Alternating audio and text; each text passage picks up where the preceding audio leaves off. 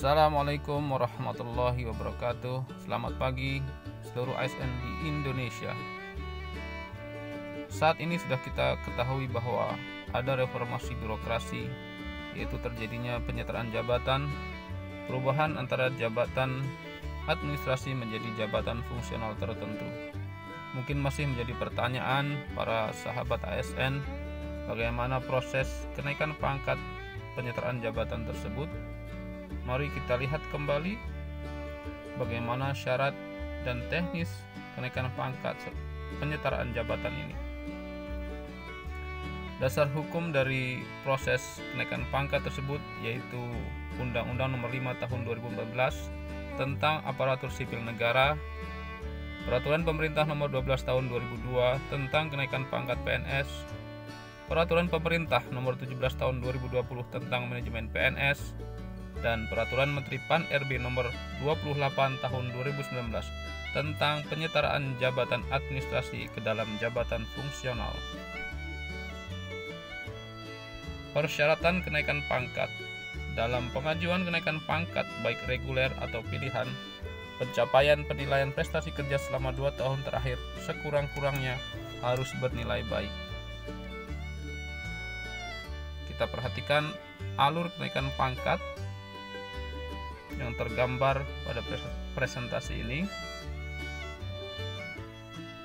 sambil diperhatikan apa syarat-syarat kenaikan pangkat yang sudah kita ketahui bersama, yaitu yang pertama adalah kenaikan pangkat reguler. Syaratnya sudah 4 tahun dalam pangkat terakhir, fotokopi SK terakhir, dan SKP capaian SKP penilaian prestasi kerja 2 tahun terakhir sekurang-kurangnya bernilai baik. Kenaikan pangkat pilihan jabatan fungsional tertentu, syaratnya hampir sama, hanya perbedaannya harus ada penilaian angka kredit. Diulangi, ada penilaian angka kredit atau PAK. Sedangkan kenaikan jabatan pilihan jabatan struktural, ada tambahan fotokopi SK pelantikan, SPMT, serta SPMT atau surat perintah melaksanakan tugas. Sepertinya hal ini sudah tidak asing lagi karena syarat-syaratnya sudah sama. Yang perlu diketahui bahwa para ASN yang beralih jabatan menjadi jabatan fungsional harus memahami bahwa dibutuhkan penilaian angka kredit dalam proses kenaikan pangkatnya. Seperti diketahui bahwa pengangkatan jabatan fungsional itu ada 5 macam. Yang pertama yaitu pengangkatan jabatan fungsional pertama, ketika jabatan ini diberikan atau diangkat sesuai dengan jabatan formasi pada CPNS-nya. Keduanya yaitu in-passing, ketiga pengangkatan kembali, keempat perpindahan dari jabatan lain, dan yang terakhir yaitu penyetaraan jabatan. Tujuan penyetaraan jabatan itu sendiri yaitu yang pertama adalah birokrasi yang dinamis untuk mencapai efektivitas dan efisiensi, profesional dan tindak lanjut kinerja serta peningkatan pelayanan publik. Kita perhatikan bahwa ada beberapa jabatan yang akan disetarakan yaitu administrator, jabatan administrator termasuk juga pengawas dan pelaksana eselon 5. Lalu sebenarnya apa itu penyetaraan jabatan? Yang perlu diperhatikan bahwa di sini tidak menyetarakan pangkat. Yang kedua, administrasi ke jenjang jabatan fungsional setara. Formasi disesuaikan dengan jabatan administrasinya. Penyetaraan jabatan dilakukan sebagai berikut. Yang pertama, administrator disetarakan dengan jabatan fungsional jenjang ahli madya. Kedua, pengawas disetarakan dengan jabatan fungsional jenjang ahli muda. Yang ketiga yaitu pelaksana atau eselon 5 disetarakan dengan jabatan fungsional jenjang ahli pertama. Bagaimana kenaikan pangkatnya? Yang pertama, syaratnya adalah telah 4 tahun dalam pangkat terakhir. Kedua, masih memiliki hak dalam jabatan administrasi. Yang ketiga, bukan pangkat puncak dalam jabatan administrasi.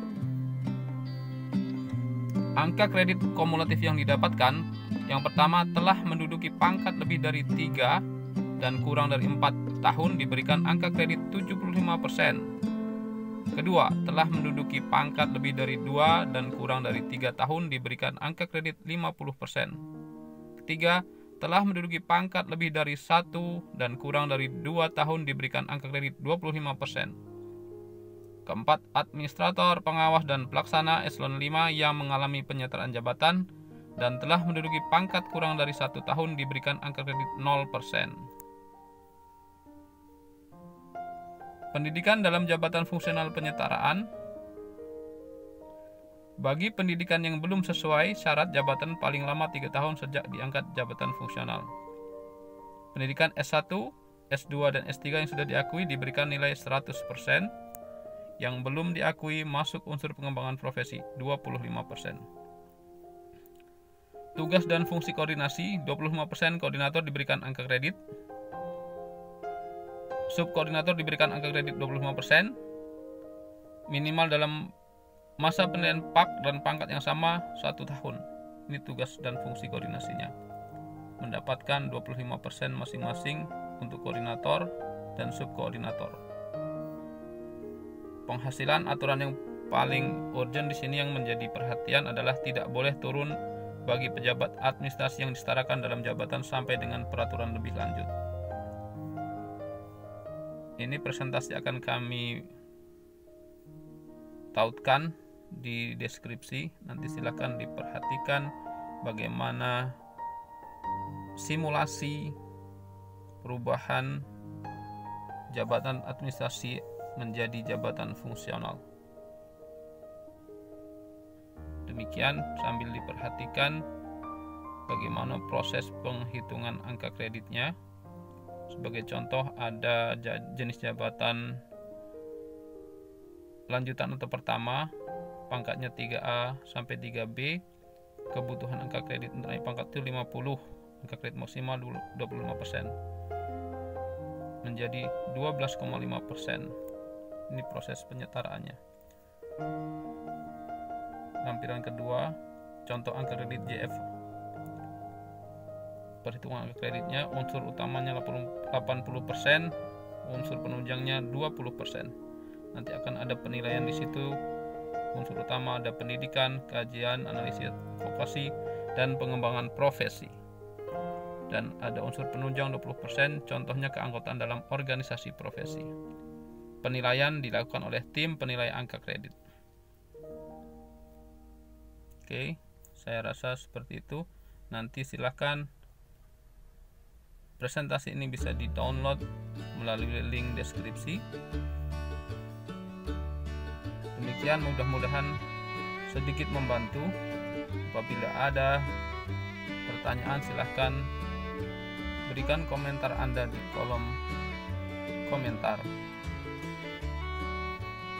Yang belum subscribe, ingatkan kembali, silahkan subscribe di channel ini.